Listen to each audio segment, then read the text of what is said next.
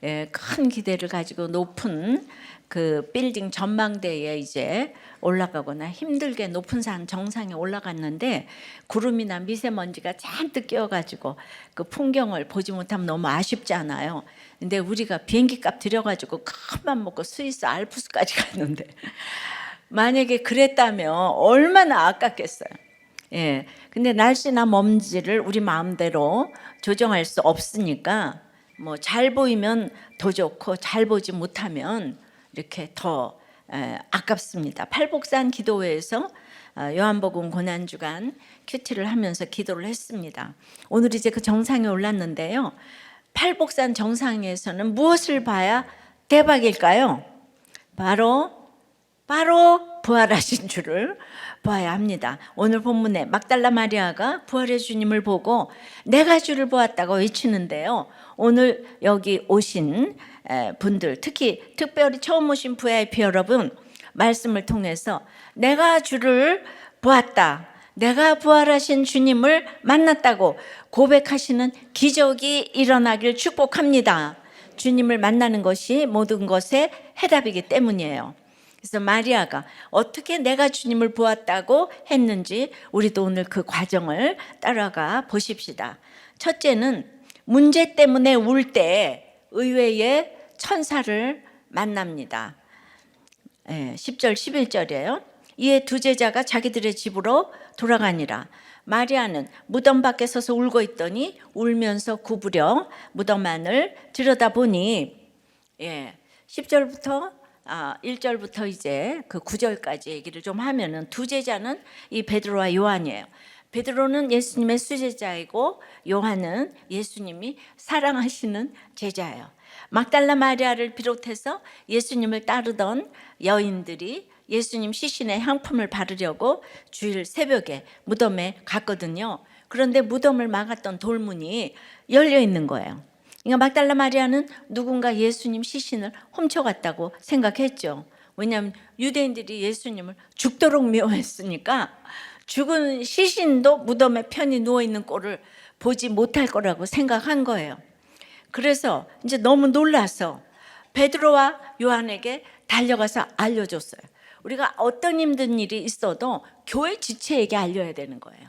내가 이 교회에서 일어난 일인데 안 믿는 친정에 가서 얘기하면 안 되는 거예요. 베드로와 요한은 무덤에 와서 열려있는 문도 확인하고 무덤 안에까지 들어가서 예수님 시신을 쌌던 그 세마포와 수건만 남겨진 것도 확인을 했습니다. 그럼 이제 어떻게 해야 되겠습니까? 주님을 그렇게 가까이 따르던 제자들인데요, 시신을 찾으러 당장 나서야 되지 않겠습니까?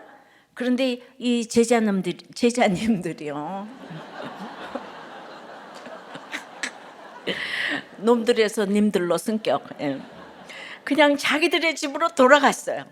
예수님의 시신이 없어진 것도 심각하게 여기지 않았고요. 심각한 문제라고 생각했어도 내가 할 수 있는 건 아무것도 없어, 그냥 포기한 거죠. 부활의 말씀을 그렇게 들었는데 알지도 못하고 이 힘든 문제를 외면하고 회피하기 바쁜 우리의 모습과 너무 같죠. 성경은 이렇게 우리 모습을 여실히 보여주는 교과서인 거예요. 그런데 막달라 마리아는 어떻습니까? 무덤 앞을 떠나지 않아요. 거기에 서 있어요. 그 자리를 지켜요. 문제가 일어난 자리, 생각하고 싶지 않은 자리를 피하지 않고 떠나지 않고 지키고 서 있습니다. 물론 너무 힘들어요. 문제를 직면한다는 건 너무 어려운 거예요. 그래서 마리아가 어떻게 합니까? 울고 있어요. 한번 울고 마는 게 아니에요. 그냥 우는 것도 흐느끼는 것도 아니에요. 원어로 보면 땅을 치면서 소리 지르며 통곡하고 정말 울 기력이 없도록 엉엉 우는 거예요. 막달라 마리아가 누구입니까? 창녀처럼 부끄럽고 죄 많은 인생을 살았어요. 7 귀신이 들리기까지 했어요. 인생의 바닥을 겪었어요. 한 번도 이렇게 올라가 본 적이 없는 삶이었어요. 가족도 없었어요. 구경거리, 수군거림, 놀림거리였어요. 모두에게 버림받은 인생이었어요. 육적으로 영적으로 완전히 무너진 인생이었습니다. 이게 막달라 마리아예요. 우리 인생이 막달라 마리아 같습니다. 장르와 정도만 다를 뿐 우리 인생이 다 밑동 잘린 나무 같아서 뿌리로부터 단절되었죠. 생명력을 잃은 앙상한 가지가 우리 인생 같습니다. 각자 힘든 문제가 있어요. 해결하지 못하는 어려움이 있습니다. 그런데도 구경거리 될까봐, 수군거림이 될까봐, 놀림거리가 될까봐 두려워할 수밖에 없는 인생이에요. 우리 인생이 다 그래요. 그 두려워 떨어요. 그리고 겉으로는 너무 교양 있는 척해요. 그래서 생명이 없어요. 조화가 아무리 이뻐도 생명이 없어요. 너무나 들풀 하나도 생명이 있으면 이뻐요. 그런데 이 조화 같은 인생에 소망이 없는 거죠. 막달라 마리아는 이런 삶에서 피할 수 있는 피난처조차 없어요. 베드로나 요한은 피할 수 있는 자기 집이 있으니까 얼른 갔잖아요. 그러나 마리아는 집으로 돌아가는 이 무덤 앞이 차라리 나은 인생이었어요. 그야말로 죽지 못해 사는 삶이었습니다. 그래서 울 수밖에 없었어요. 참을 수 없는 슬픔이 그 안에 있었기 때문에 이제 인생의 유일한 희망이었던 예수님이 십자가에서 돌아가시고 이제 이렇게라도 무덤에라도 찾아오는 것을 인생의 낙으로 삼으려 했는데 그만 그 시신을 도둑 맞았으니 엉엉 울 수밖에 없는 거예요. 울면서 굽으려 무덤 안을 들어봤다고 해요. 이미 시신이 없는 걸 아는데 자꾸만 보게 돼요. 찾게 됩니다. 문제가 힘든데도 지면하기보다 보면서 울고 울면서 또 보고 미련과 아쉬움을 버리지 못하는 거예요. 우리 인생의 판박입니다. 그런데 갑자기 어떤 일이 일어납니까? 12절이에요. 12절 흰 옷 입은 두 천사가 예수의 시체에 누웠던 곳에 하나는 머리편에 하나는 발편에 앉았더라. 천사들이 이르되 여자여 어찌하여 우느냐 이르되 사람들이 내 주님을 옮겨다가 어디 두었는지 내가 알지 못함이니이다. 그리고 울다가 흰 옷 입은 두 천사를 봤어요. 예수님의 시체가 있던 곳에 앉아 있었어요. 의외죠? 무덤에 있는 천사라뇨. 상상 못하던 장면을 본 거예요. 의외의 장소에서 의외의 존재를 만난 거예요. 엉엉 울던 막달라 마리아가 한편으로는 너무 놀라고 한편으로는 조금 소망이 생기지 않았겠어요? 천사들이 마리아에게 왜 우냐고 물어요. 사실 천사들은 우는 이유를 물어본 게 아니에요. 이게 울 일이 아닌데 왜 우냐? 울지 마라. 이런 뜻으로 말했는데 마리아는 예수님 시신이 없어진 문제만 지금 집중하고 있으니까 질문 의도를 헤아리지 못해요. 우리도 내 문제만 생각하면서 울고 있으면 다른 사람 말이 들리지 않아요. 그냥 내 생각대로 듣고 내 문제 위주로 이해하고 내 슬픈 것만 말해요. 아픈 거예요. 우리가 다 아파요. 그래서 싸울 수밖에 없어요. 인생이 아프고 슬프고 늘 반복되는 싸움에 지친 분들이 오늘 오셨습니까? 잘 오셨어요. 천사 같은 지체들이 여러분을 맞이하며 환영해요. 너무 잘 오셨어요. 꾸벅. 오시느라 수고하셨어요. 꾸벅. 지금까지 죽지 않고 살아주셔서 감사해요. 꾸벅. 주님은 우리처럼 연약하고 아픈 사람 기다리셨습니다. 멀쩡한 의인은 주님이 필요가 없어요. 주님은 아픈 죄인 살리러 이 땅에 오셨습니다. 다 죽은 우리를 부활하게 하시려고 오늘 여기서 말씀하세요. 적용 질문입니다. 어떤 문제 때문에 울고 또 울고 있습니까? 의외의 천사 같은 사람을 만났습니까? 누군가에게 천사 같은 사람이 되고 있습니까?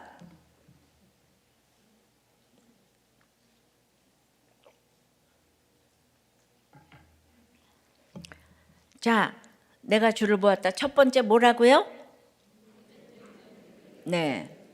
이제 문제 앞에서 울 때 의외의 천사를 만나게 된다고 그랬어요. 두 번째는 의외의 환경에서 양육하시고 이름을 불러주십니다. 14절에요. 이 말을 하고 뒤로 돌이켜 예수께서 서 계신 것을 보았으나 예수이신 줄을 알지 못하더라. 내가 울고 있는 사건 속에서 예수님은 내 뒤편에 서 계시는구나를 믿으면 되는데 내 상황이 급박해서 사건만 쳐다보느라고 예수님이 안 보였어요.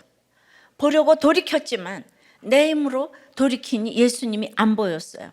마리아가 그토록 따르던 주님, 이제 그 시신이 없어진 것도 그렇게 슬퍼할 정도로 사모하던 예수님인데요. 왜 못 알아봤을까요? 이것은 굉장히 중요한 영적인 교훈을 주기 위한 사건이에요. 우리의 각자 환경 속에서 내 자녀는 잘 돼야 되고 부도는 절대로 나면 안 되고 세상 모든 사람이 바람펴도 내 남편은 바람피는 일은 절대 없어야 되고, 예. 이렇게 그러니까 당연히, 예, 내 자녀는 엄친아여야 되고, 그런데 이제 남편 문제 또 부도 문제 자녀 문제가 다 터졌어요. 절대로 인정이 안 되는 거예요. 믿어도 이 고정관념은 너무도 굳세어서 모든 것이 제자리에 돌아와 있어야 한다는 말 외에는 아무것도 안 들리는 거예요. 교회가 6만 개래도 지역감정 진영 논리는 절대로 안 변하는 거예요. 예. 그래서 진짜 이 구속사가 들려야 되는데 너무 예수님, 예, 엘리사 말 듣는 사람이 없잖아요, 그죠? 우리는 예수님 때문에 우는 것 같지만은 나도 남도 속는 것이 사건 때문에, 결국 내 자신의 유익 때문에 울 때가 많아요. 막달라 마리아 입장에서 예수님이 정말 자기의 시그니처야, 그냥. 예, 뭐 예수님, 누가 이제 자기를 그렇게 따뜻하게 해줄 것이며 사람 대접을 해주겠는가? 시신에 향품 발라서 장례 잘 치루어 놓고 죽는 날까지 이제 무덤에 댕기는 게 이제 하프타임의 비전인데, 그것이 죽는 날까지의 계획인데, 그것이 예수님을 사랑하는 최고의 방법이라고. 그래서 다 계획 정해놨는데 지금 시체가 없는 거예요. 환경이 어려워서 말씀을 깨달아야 하는데 깨달아지지 않아서 안타깝고 정말 울고 싶을 때가 있지요. 근데 그보다 더 안타까운 것은 환경이 너무 좋아서 무덤덤한 사람인 거죠. 마리아는 실제로 주님이 부활하셨는데 지금 시체가 보이지 않아서 울고 있어요. 결국 가장 좋은 일 앞에서 울고 있는 거예요. 우리도 지금 내가 울고 있는 사건이 가장 좋은 주님을 만나는 가장 좋은 일인데 시체가 없다고 지금 울고 있는 거예요. 제가 10년 전에 세월호 바로, 예, 한 이틀 지나서 설교를 했어요. 예. 첫 번째 대지가 시체가 없어서 울고 있는 말이야. 예. 그러니까 진짜 여기서 주님을 만나야 되는데 전부 시체 찾느라고, 온 국민이 시체 찾느라고. 예, 근데 거기는 지금 생명이 없는데 거기에서 주님을 만나는, 이게 가장 좋은 일인데 저는 그때 그렇게 설교를 했습니다. 예, 그래도 지금까지 이렇게 썽썽하게 살아있네요. 예, 그렇게 설교를 했어요. 예, 저하고 똑같은 일이 일어났잖아요. 예, 그런데 이렇게 울고 있는 거예요. 마리아가 이렇게 알아보지를 못하니까 15절에 예수께서 이르시되 여자여 어찌하여 울며 누구를 찾느냐 하시니, 마리아는 그가 동산지기인 줄 알고 이르되 주여 당신이 옮겼거든 어디 두었는지 내게 이르소서, 그리하면 내가 가져가리이다. 예수님이 천사들하고 똑같은 질문을 해요. 여자여 어찌하여 우느냐. 그런데 하나 덧붙이셔서 누구를 찾느냐. 마리아가 왜 우는지 주님은 이미 아시는 거예요. 왜 울어? 네가 찾는 사람이 여기 있어. 나야, 나. 이렇게 말씀하시는 거예요. 근데 이렇게 질문하시는 것은 말씀으로 좀 양육하시는 것이죠. 어린아이를 가르치고 키우듯 양육하시는 거예요. 생각해보라고, 띵크해보라고. 고난은 피하라고 오는 게 아니에요. 고난은 낭떠러지로 질주하던 우리를 멈춰 세우는 신호등이자 가로막인 거예요. 떨어지지 않도록 그냥 영벌에서 떨어지지 않도록 지켜주는 거예요. 고난은 생각하라고 오는 거예요. 내 삶을 생각하고 앞으로 살아갈 삶을 생각하고 그렇게 인생의 방향을 유턴하라는 거예요. 나만 바라보던 삶에서 돌이켜 예수님을 보는 인생을 살라는 사인인 거예요. 이것을 말씀으로 생각하게 하시며 양육해 가십니다. 오늘 주님이 여러분에게 이렇게 말씀하세요.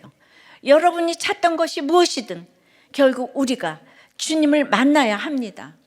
우리를 만드시고 구원하시는 예수님을 만나면 인생의 방황이 끝납니다. 그러니까 해석을 잘해야 방황이 끝나는 거예요. 피해자 입장에서 생각하면 천년이 가도 해결이 안 돼요. 구속사적으로 해석을 해야 해결이 되는 거예요. 오늘 나오신 여러분에게 주님이 네가 찾던 대답이 여기 있어. 바로 나야. 나야 나. 오늘 이렇게 말씀하십니다. 그런데 이렇게 말씀하셔도 우리가 알아듣지 못할 때가 많아요. 마리아도 그랬죠. 주님의 음성도 알아듣지 못하고 그를 동산지기인 줄 알았다고 해요. 제가 다 말을 해도 그냥 저 여자가 뭐를 알겠는가? 여자 목사가 뭐를 알겠는가? 수도 없이 저를 그 이상도 이하도 생각하지 않을 때가 너무 많았어요. 그냥 동산지기인 줄 알아요. 여기가 무덤 있는 동산이잖아요. 그리고 살아있는 사람이잖아요. 예수님이 돌아가셨으니까 이 동산에 계실 리가 없다고 확신한 것이죠. 예. 여자 목사는 안수도 안 주는 교단도 아직 있는데, 그러니까 마리아는 주님을 앞에 두고도 그러니까 이런 고정관념 때문에 주님을 찾고 있어요. 예. 시신이 어디 있는지 알면 알려달래요. 예. 정말 시신 찾아 산만리해요. 다 우리 아무리 경험이 많고 지식이 많고 심지어 사모함이 커도 예수님을 스스로 찾아 만나는 건 불가능한 일이에요. 예수님은 인간의 힘으로 못 만나요. 부활의 예수님이 오실 때는 그러므로 전혀 생각지 않은 장소와 사람을 통해서 옵니다. 그래서 못 알아봅니다. 자, 예를 들면 부활의 주님은 술집에 그 여자를 통해 오기 때문에 못 알아봐요. 교회에서 거룩하게 설교 들으면서도 평생 못 만나던 예수님을 남편이 바람 피우니까 만나고, 부도 나니까 만나고, 아이가 사고 치니까 의외의 사건을 통해서 양육시켜 주시는 거예요. 만나요. 그것을 모르고 시체 없어졌다고 울고 있지는 않은지 생각을 해보십시오. 예. 그러니까 정말 교회를 다녀도 이 문제가 해석이 안 되는 거예요. 수많은 돈을 써서 우리의 목적은 시체 찾는 거였어요. 이걸 예수 믿는 분들이 다 해석을 해줘야 되는데, 예, 저는 성남 체육관에서 부활절 연합 예배에서 이 설교를 소리 높여 외쳤습니다. 그날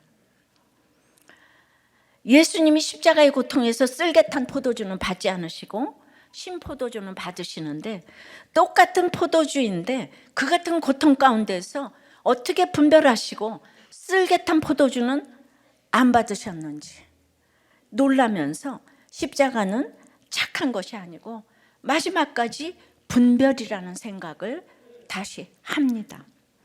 예, 착해서 사업하고 착해서 결혼해서, 그래서 이제 분별이 안 되는 거예요. 그래서 퀘션 타임에 큐티를 해야 되는 거예요. 내가 거절 못해서 쓸개탄 포도주를 받는 이 착함으로 집안이 망하고 나라가 망할 수 있는 거예요. 그 사건을 보면 우리는 이렇게 분별을 하는 거예요. 다 이래서 속아서 이러고 저러고 한다 그러면 우리는 딱 분별을 하는 거예요. 저 사람이 저거를 자기 욕심으로 저거를 받았구나. 외모로 보지 말고 본질을 분별해야 돼요. 동산직이라고 믿음이 없는 게 아니에요. 제가 여자 목사라고 믿음이 없는 게 아니에요. 예. 들으려고 하질 않아요. 근데 지금 20년쯤 지나니까 우리도 꽤 열매가 너무 많아졌어요. 그래서 요새는 조금 자신 있게 얘기를 해요. 열매로 얘기를 하니까. 살아온 인생을 생각할 때 똑같이 성경을 가지고 얘기하는데 동산직이라고. 네가 뭘 알겠느냐. 내가 주님을 꼭 만나야 하는 시간과 장소를 내가 결정해 놓고 있으나 주님은 의외로 다른 곳에서 나타나실 수 있지요. 우리는 이럴 때 어디까지 적용을 해야 할까? 우리는 무엇 때문에 울고 있나?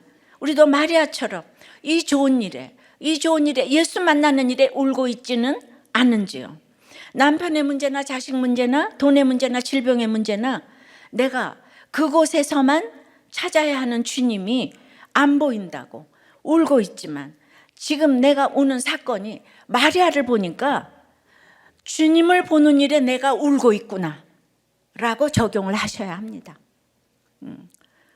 저도 똑같이 세월하고 똑같이 하루 만에 우리 남편이 갔잖아요, 그죠? 근데 제가 남편 시체 찾아 산말렸으면 어떻게 됐겠어요? 정말 건강했던 남편이 하루 만에 갔어요. 똑같은 사건이니까 제가 증인이 될 수 있잖아요. 누구도 말할 수 없는데 전 얘기할 수 있잖아요. 왜 아멘을 안 해요? 그렇지 않아요?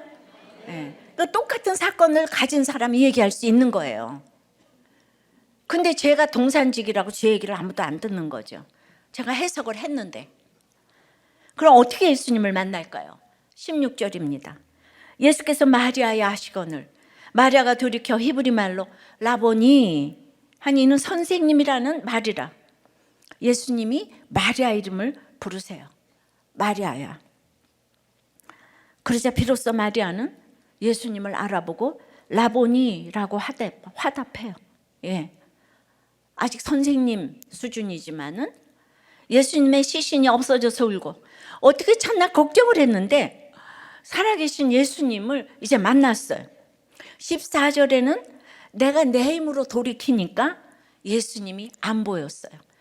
그러니까 아무리 이런 얘기를 해도 내 힘으로는 못 믿는 거예요. 예수님 안 들려요. 이 설교도 안 들려요. 여러분 안 들리는 사람이 있어요. 예. 그러니까 저는 어떻게 더 이상 쉽게 설명을 하는데 성령이 운행을 하지 않으니까. 근데 16절의 돌이킴은 신앙의 돌이킴인 거예요. 예수님이 찾아오셨어요. 직접 이름을 불러주시니까 부활 후에 직접 기록된 첫 번째 이름이 되었습니다. 이제는 울던 마음을 정리할 시점이 되었어요. 왜 부르셨을까요? 이제는 울고 있는 그 문제에서 주님께로 시선을 옮기라고 불러주신 거예요. 예수님이 이름을 불러주시니 게임이 끝났어요. 그냥 마리아야 이 한마디에 마리아의 마음이 녹았어요. 주님이 불러주셨잖아요. 이렇게 주님은 형편없는 나를 먼저 찾아오시고 울고 있는 내 옆에 계시고 이 모습 그대로 이름을 불러주십니다. 아무개야 아무개야. 그냥 마음이 녹아요. 여러분 모습 그대로 주님이 여러분 이름을 불러주십니다. 마리아야 이렇게 불러주세요. 여러분이 문제투성인 거 문제되지 않아요. 울고 있는 거 괜찮아요. 너무 쉬운 거 몰라도 아무 일 없어요. 일어날 일 없어도 피할 곳이 없어도 걱정 없어요. 예수님은 그냥 여러분 모습 그대로 여러분의 이름을 그대로 불러주십니다. 그러면 여러분은 그냥 살아날 줄 믿습니다. 여러분 자녀가 나쁜 건 먹으려고 하면 어떻게 해요? 아무개야. 이름 불러서 뜯어 말리잖아요. 사랑하니까요. 오늘 주님이 이렇게 여러분 이름을 부르십니다. 고난이라는 사건으로 불러주셨고 오늘 말씀을 통해 여러분 이름을 직접 부르십니다. 지금 여러분 이름을 한번 불러보세요. 사랑의 마음으로 이름을 불러보세요. 내 이름만 아니라 옆에 같이 오신 분 이름을 불러보세요. 가족들이 오셨으면 서로 이름을 불러보세요. 혼자 오셨으면 자기 이름을 부르세요. 시작.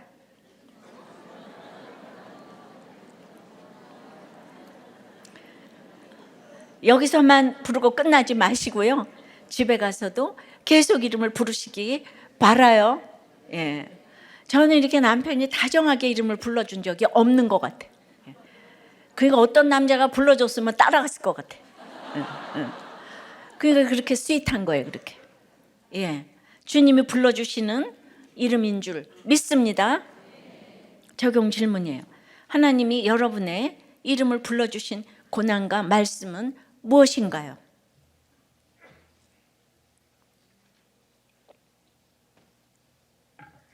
내가 주를 보았다. 첫째는 문제 앞에서 울 때 의외의 천사를 만나죠.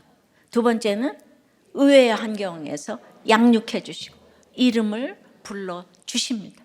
이것만 기억해도 여러분도 오늘 설교 다 들은 거예요. 세 번째는 이제 사명을 주셔야 되잖아요. 이렇게 말씀하셨다고 사명 감당하게 하십니다. 말씀이 있어야 돼요. 이렇게 말씀하셔. 오늘 큐티 말씀에 오늘 말씀에 어제 말씀에 말씀하셨다고 사명 감당하게 하십니다. 17절에 예수께서 이르시되 나를 붙들지 말라. 내가 아직 아버지께로 올라가지 아니하였노라. 너는 내 형제들에게 가서 이르되 내가 내 아버지 곧 너희 아버지 내 하나님 곧 너희 하나님께로 올라간다 하라 하시니 막달라 마리아가 가서 제자들에게 내가 주를 보았다 하고 또 주께서 자기에게 이렇게 말씀하셨다 이르니라. 돌이키니까 말씀이 들려요. 말씀하신 내용은 붙들지 말라, 만지지 말라. 현재형 헬라어로 계속해서 주님의 그 육신을 붙들고 늘어지는 행위를 말해요. 그러니까 주님을 다시 만났어요. 그러니까 부활의 주님을 만난 것 같은데 아직 육신의 주님, 이게 반가이가 되는 거예요. 거기에 다시 길이 있다고 생각하는 거예요. 마리아는 예수님을 알아보는 순간에 예전 예수님과 함께 있었던 생각이 나서 또 같이 있고 싶고 전처럼 예수님의 말씀을 듣고 싶은 생각에 다시 예수님을 붙들고 만지려는 이 생각이 있는 거예요. 힘들 때는 이제 돌이키다가도 조금 나아지는 것 같으니 다시 행복했던 때를 꿈꾸며 그때로 돌아가고 싶은 거예요. 자, 자꾸 남편 얘기해서 죄송한데요.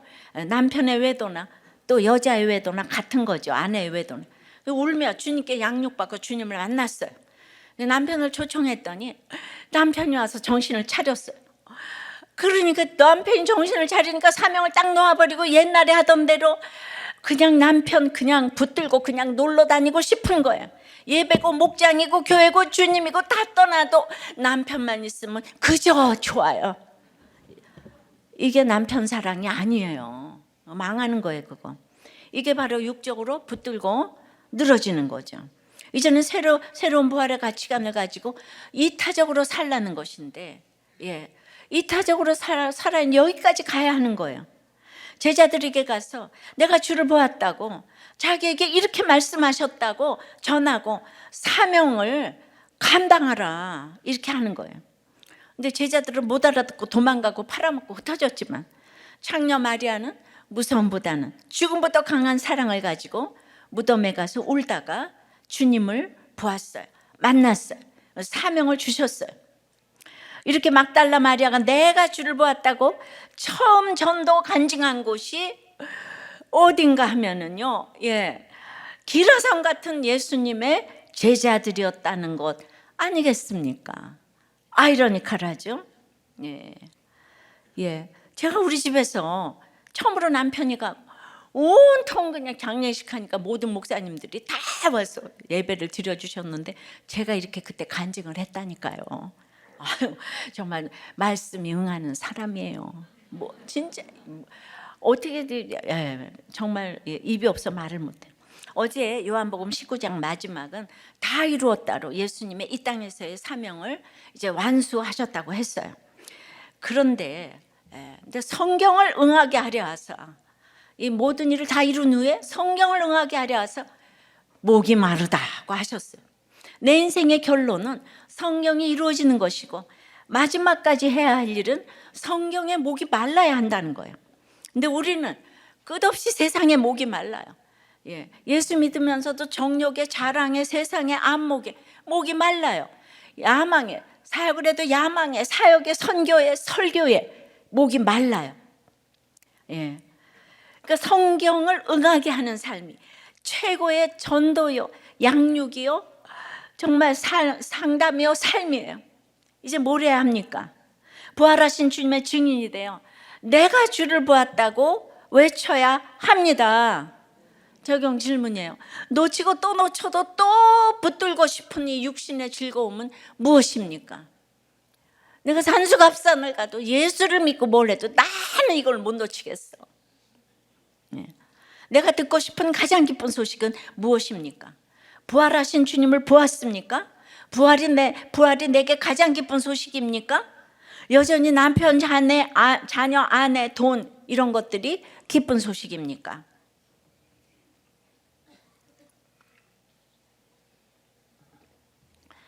자, 이렇게 남편이 갈 때만 해도 마리아처럼 제 인생이 미약하고 내놓을 것이 없었는데 그날 에스겔 말씀이 응하게 하신 그 말씀이 저에게 딱 맞는 그리고 대접해 주신 것은 너무 황송한 일이었어요. 남편이 천국 갔다고 하시고 저에게 사명을 주신다고 했습니다. 남편이 알타가 간 남편도 아니고 아침에 멀쩡하게 병원에 일하러 나가서 이 세월호 사건이 저한테 일어났어요. 진짜 하루 만에 죽은 것이 얼마나 무서운 일입니까? 그리고 제가 남편이 집에 가고 싶다 그래서 엘리베이터도 없는 아파트 5층으로 이제 같이 왔잖아요. 그 보료가 있던 자리에 남편의 시신이 3일 동안 누워 있다가 갔어요. 그러니까 제가 자꾸 그 안방에 누웠던 곳을 자꾸 보게 되지 않겠어요? 누가 집에서 장례식을 치르겠어요, 요새 젊은 사람이. 그래서 생각나면 어쩌려고. 그런데 에스겔 18장 말씀으로 이렇게 양육을 해주시니까 천국 갔다 그러고, 이 일은 공평한 일이라 그러고, 너는 이제 사명자라고 하고. 우리 남편이 천국 간 걸 하나님이 아시는 거예요. 내가 그가 돌이켜 사는 것을 내가 왜 기뻐하지 아니하겠느냐. 내 문제까지 내가 생각했던 까지 주님이 다 말씀해 주셨어요. 그러니까 제가 이 양육으로 뒤에 있던 예수님을 하루 만에 보고 살아났어요. 제 이름을 불러주시는 것 같았어요. 여자들의 증언은 법정에서도 인정받지 못하던 때에 예수님의 탄생과 부활이 여자들에게 목격이 된 거예요. 정말 전 여자잖아요. 우리나라 5천년 반만년 우상단지 나라에서 예수가 들어왔어요. 제가 70년 전 그 삶을 살았잖아요. 그때만 해도 여자는 인간으로 대접 못 받아. 다 겸상도 못하고 여자는 뭐 이혼하고 과부가 되면 마음대로 할 수 있는 존재인 거예요. 그런데 어떻게 내가 예수를 믿는 부모를 만나서 내가 공부를 할 수가 있냐고. 내가 지나고 나서 보니까 그렇게 공부를 한 사람은 너무 극소수인 거예요. 예수를 믿었기 때문에. 그러니까 예수를 가져다 준 분이 제가 얼마나 감사하겠어요. 모두 도탄에 빠져서 다 무시받고 사는 거예요. 그럼에도 저는 여자로 태어난 게 그냥 인생에 피해의식으로 가질 수밖에 없는 사람이었는데, 그래서 저는 이러한 여러분들이 예수가 고마워야 되는데 예수 따로 삶 따로 날마다 그렇게 얘기를 하는 거예요, 여러분들이. 그러니까 내 사건에서 살아난 것은 위안받는 정도가 아니라 증거를 해야 되는 거예요. 근데 정말 살아난 사람은 교양 있게 못해요. 물동이를 버려두고 와보라 한 사마리아 여인처럼 저도 와보라 하고 외치다가 여기까지 왔어요. 내 사건에서 교양 있게 위안 정도만 받는다면 이건 부활을 전하지 못해요. 제가 최고 학부를 나와서 그렇게 피아노 하다가 어떻게 이 길을 걸어가겠어요? 여러분들이 이렇게 무시를 해야 되는데 내가 어떻게 이 길을 걸어가겠어요? 내가 부활의 주님을 만나지 못했다면 어떻게 이 길을 걸어가겠어요? 그것 때문에 하나님은 나를 인류되게 하셨어요. 내가 돈이 좋고 그러면 이 길을 갔지. 이게 사명이 아니면 어찌 이 길을 가겠습니까? 우리 의사의 남편은 아주 완전주의자예요. 매달 우리가 산부인과라서 아이들 신생아를 위하여서 간 기능 지정 병원이에요. 그래서 간 기능 검사를 늘 했어요. 자기는 이제 대민봉사를 하기 때문에 간 기능 보유자가 많아서 간염 보균자가 많아서 한 달에 꼬박꼬박하고 우리 집은 간으로 아픈 사람이 하나도 없어요. 근데 갑자기 간암으로 이렇게 갔잖아요. 한 달에 한 번씩 꼬박꼬박 검사했어요.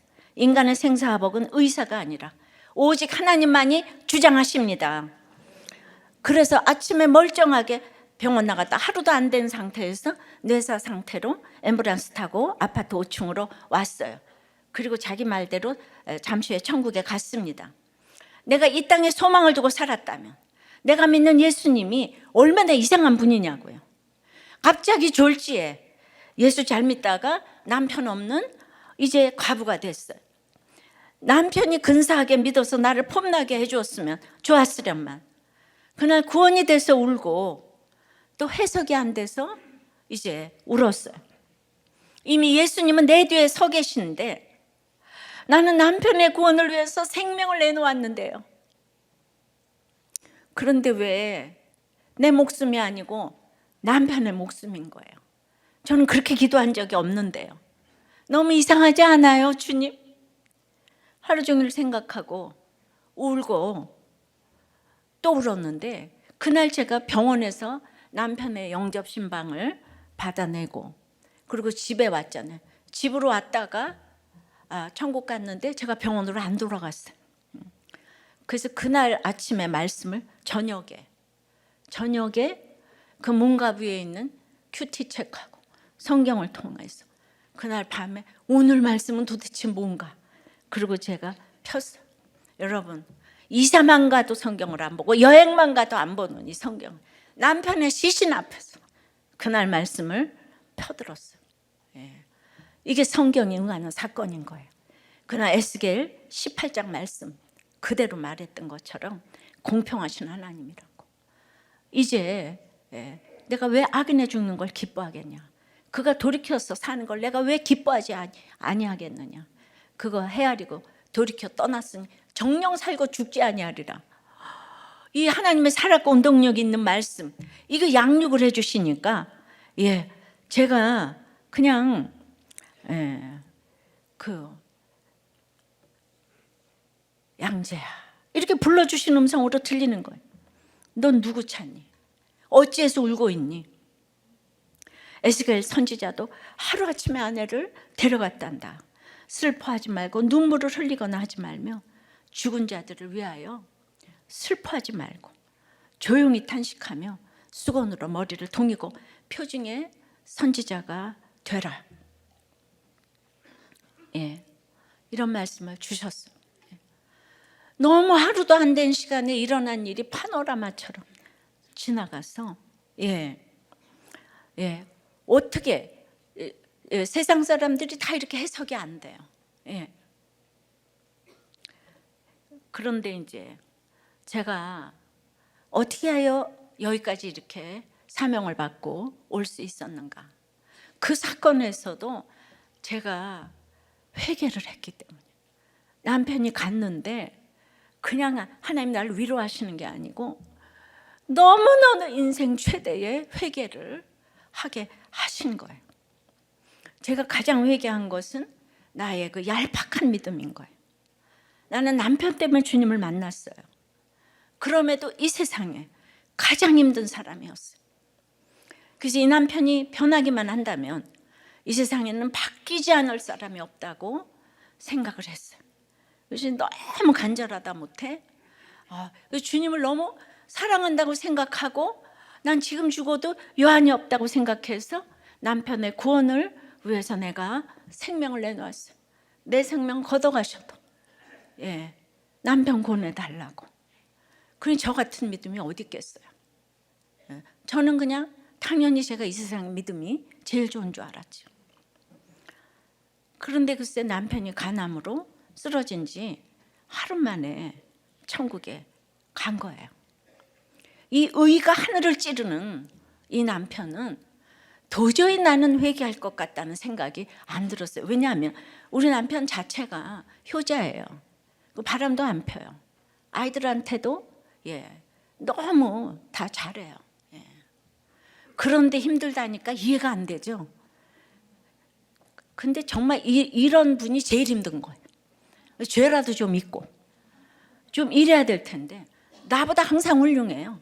아무리 일찍 잘려도 아무리 늦게 잘려도 그때까지 안 자고 아무리 일찍 일어나려고 해도 더 일찍 일어나 있어. 그 다음에 그냥 너무 이제 솔선수범해서 병원 청소도 하고 전기불에 끼고 수돗물에 끼고 백화점 안 가고 큰 차 안 타고 차도 안 타고 골프도 안 치고 이 사람이 부잣집 아들이란 말이에요. 그러니까 누구도 그 앞에서 행위로 이렇게 말할 사람이 없어요. 누군가 와서 전도를 하면은 다 대부분 망하고 이혼하고 이러잖아요. 너나 돈 끌어당기지 마. 너나 이혼하지 마. 그러니까 저는 그 남편에게 복음 전해줄 사람이 없어서 오늘 이렇게 안타깝게 그 한 사람, 이 남편 같은 사람에게 이렇게 복음을 전하고자 하는 거예요. 근데 그 남편이 그냥 간암이라고 육이 무너지니까 그야말로 정말 내가 산부인과 의사로 이 낙태한 죄를 고백을 했어요. 처음 보는 목사님한테. 회복시켜 주셔도 감사하고 회복시켜 주시지 않아도 할 말이 없다고. 성령께서 함께 하시는 회개를 하고 그 하루 동안에 보여준 모습은 지금까지도 해석이 안 되는 이상한 행동을 했어요. 사형 선고받고 화급을 다투는 그때의 말이죠. 사람은 죽을 때는 진심이 나오잖아요. 죽을 때는 거짓말 할 수가 없어요. 그러니까 그렇게 효자에다가 아이들밖에 모르고 나는 주서온 여잔지 뭔지 그렇게 구박을 하고 학대를 일삼더니 그냥 병명을 듣고 내가 당신 회개하고 천국 가지 않으면 살 소망이 없다. 가서 부르짖었더니 첫 마디부터 사람이 죽는 건 한 번 정한이 친대. 왜 이렇게 울고 난리를 치냐고 이러더니 그때부터 제 걱정만 하는 거예요. 모든 걸 가둬놨으니까 뭐 이건 저기 있고 이건 여기 있고 열쇠는 여기 있고 이 얘기 막 하더니 그 다음부터는 중환자실에서 산소호흡기, 수혈, 십자가에 못 박힌 것처럼 그러고 있으면서 의사가 오면 집사람이 몸이 약해서 밤을 새면 안 된대요. 내보내달래. 조금 있다가 계속 있으니까 집사람이 다리가 아프니까 의자를 갖다 주래요. 계속 저만 부모님 얘기도 안 하고 애들 얘기도 안 하고 그러는 거예요. 그래서 드디어 이제 7시에 목사님이 처음 본 목사님이 오셔서 영접하고 난 후에 이제 자기는 오래 살 사람이 아니라고 오늘 12시에 산소호흡기 수혈 다 빼겠다고. 내 성격을 알지. 이래 놓고는 우리 병원에 가서 자기 12시에 태어날 거니까 입원비 가져오라고. 가서 병원 생활비 주고 기름값 주라고. 저에게 이렇게 할 일을 알려주는 거예요. 이게 제가 그 마지막 명령을 듣고 갔다 왔어요. 그랬더니 너무 잘했다고 3번이나 숨을 헐떡이면서 칭찬을 하는 거예요. 큰일은 그렇게 작은 일부터 하는 거라고. 그리고 이제 하나 더 보태서 자기의 장례식을 자기가 없이 내가 치러야 되는데 미안하다고. 간호사 휴가 다 반납시키고 사무장과 같이 잘 치르라고, 걱정 말라고. 그것이 마지막 유언이 되었어요. 저는 이제 하루도 안 된 그 상태에서 중환자실에서 남편이 뇌사 상태에 들어가니까 다 해서 그 인공호흡 다 시키잖아요. 그래서 그 자리에서 마지막 생명이 쓰러져가는 모습을 제가 봤어요. 죽음에 대해서. 그러고 이제 저는 집으로 왔는데 이런 남편과 제가 살고 싶지 않겠습니까? 육신을 붙들고 싶지요. 능력도 있는 남편이 회개하고 이제 나만을 사랑한다면 내가 이 남편 떠나는 것이 얼마나 통곡할 일입니까? 모든 걸 다 갖췄는데. 그러나 저는 남편을 위해 생명을 내놓고 구원을 위해 기도한다면서 그 남편에 대해서 정말 제가 몰랐잖아. 나는 예수 믿는 사람이고 그는 나쁜 사람인데 그 나쁜 사람은 나를 이렇게 사랑하는데 나는 너무나 이 구원 위해서 생명을 내놓고 이런 사람이 그 남편이 힘들어서 이혼 생각을 하고 죽을 생각을 하고 제 사랑의 넓이와 깊이가 얼마나 얄팍한가. 이 세상에는 이제 나는 이 얘기를 하면서 살아야 되겠다. 그걸 너무나 크게 깨닫게 하시고 회개하게 하시고 지금까지 회개해서 그때부터 지금까지 저에게 눈물이 마른 적이 없어요. 사람이 얼마나 사람을 모르냐고요. 그러니까 저를 보니까 어떤 사람도 저는 돌아올 가능성이 있다고 믿습니다. 여러분들이 함부로 이 사람은 안 돼, 저 사람은 안 돼 이런 얘기를 하시면 안 되는 거예요. 제가 그랬어요. 그 믿음 가지고도 이 남편은 정말 안 될 거다. 이런 생각을 이 고정관념이 제가 있었던 거죠. 그래서 남편으로부터 주어지는 육신의 기대를 내려놓고 지체들에게 가서 내가 주를 보았다고 이 외치는 사명의 삶을 살게 하셨어요. 그 말씀이 응하는 삶이 아니라면 제가 어떻게 가짜로 지금까지 35년 이렇게 살게 하시겠어요? 정말 저는 여기 마리아에게 주신 사명을 받은 거예요. 주님을 만나지 않으면 인생의 질곡에서 벗어날 자는 아무도 없어요. 오직 그때마다 해석해 주시는 성경이 응하는 삶은 너무도 놀라운 삶이었어요. 정말 이 예수님을 만나셔야 이 놀라운 삶을 살 수가 있는 것입니다. 그때부터 지금까지 하루하루 하나님께 묻고 또 묻고 공동체에게 물으며 가는 삶만이 최선의 삶이라는 것을 고백하며 오고 있습니다. 내가 주를 보았다고, 주께서 이렇게 말씀하셨다고, 이렇게 말씀하셨다고, 오늘 주님이 이렇게 말씀하셨다고, 제자들부터 시작해서 주의 형제들에게 외치는 사명을 감당하게 하시고, 그 말씀대로 전 세계에 내가 주를 보았다고 외치고 가는 인생을 살게 하셨어요. 여러분들이 증인이잖아요. 주님의 양육으로 저는 그냥 여지없이 시체 찾다가 우울증 걸려서 저는 지옥을 살 인생이에요. 저는 진짜 우울질이에요, 우울질. 그러니까 13년을 그렇게 살 수도 있다고 생각합니다. 저를 생각하면 이렇게 외치는 삶이 기적인 거예요, 기적.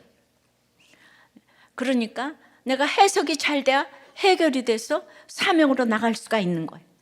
정말 이거 기적의 인생을 살고 있는 거예요. 그런데 그 시체 찾다가, 그 시체 찾아서 결론이 뭔가요? 얼마나 많은 정말 이렇게 낭비, 감정의 낭비, 이런 모든 낭비. 내가 주를 보았다고, 주께서 나에게 이렇게 말씀하셨다고, 천국 가는 그날까지 이렇게 외치고 갈 것입니다. 여러분들이 모두가 이렇게 주를 보았다고 외쳐야 되는데, 다들 주님을, 마리아하고 똑같아요. 주님을 사랑한다고 하면서 시체가 없다고 이렇게 울고 통곡하잖아요, 그죠? 그래서 하나님의 가장 큰 선물은 저에게 이렇게 회개예요. 인생 최고의 감정은 미움도 사랑도 아니고 회개예요. 회개케 하셔서 가는 줄 믿습니다. 말씀 맺어 내가 주를 보았다는 문제 때문에 이렇게 울 때 의외의 천사를 이렇게 만나는 거예요. 의외의 환경에서 양육을 받아서 이름을 불러주시는 거예요. 그러면 사명 감당해서 이렇게 말씀하셨다고. 이 큐티 간증이 딴 게 아니에요. 큐티, 퀘션 타임 말씀 물으면서 상담도 정말 교제도 전도도 사명도 다 감당하는 거예요. 그냥 그날 말씀 하나. 내가 깨달을 능력이 없는데 하나님 오늘 말씀 한 절만큼만 살게 해주세요. 내가 아무것도 못 깨달아. 근데 그날 말씀 듣고 내가 오늘 나가오니 회사에서 말하게 해주고 또 부부간에 말하게 해주고 결정하게 해주시고, 그렇게 내가 주를 보았다 인생이 되시기를 바랍니다. 내 이름을 주님께서 아세요. 찬양하고 기도할게요. 나를 지으신 주님 내 안에 계셔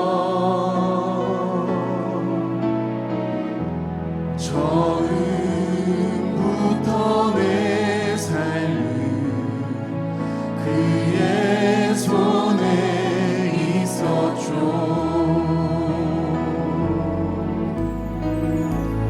내 이름